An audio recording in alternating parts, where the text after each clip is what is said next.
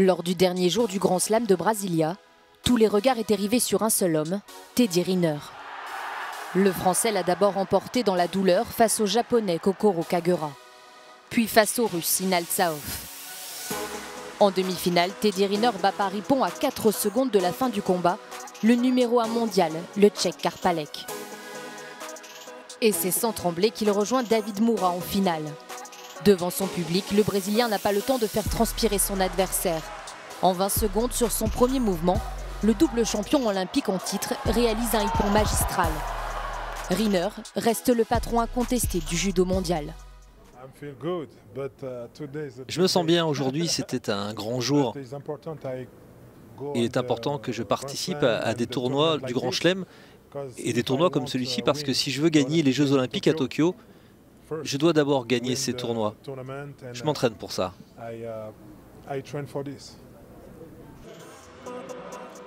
Lisa Allan, la directrice de la compétition, lui a remis sa médaille.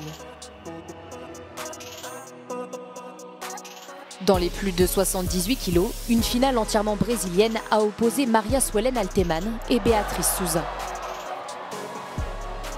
C'est Souza qui l'emporte, pleine d'émotion après ce titre, remporté à domicile.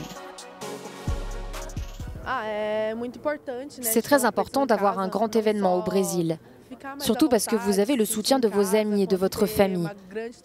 Cette énergie est très importante et elle fait la différence. Pour moi et pour tous les athlètes, c'est très positif d'avoir un grand événement ici. Les médailles ont été remises par le 9e dan, Takeshi Miura. La finale des moins de 90 kg a fourni une reprise de la finale du championnat du monde 2018 avec le numéro 1 mondial, Nicolas Sherazadishvili, qui s'est encore une fois imposé face à Ivan Felipe Silva Morales. Il domine ainsi toujours dans sa catégorie.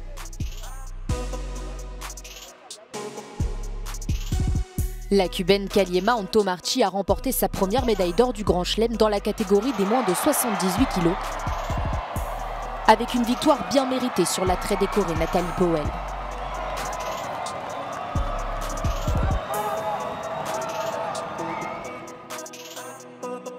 Le Japonais Lida Kentaro a été exceptionnel toute la journée. Il a affronté en finale des moins de 100 kg Raphaël Busacarini, favori à domicile.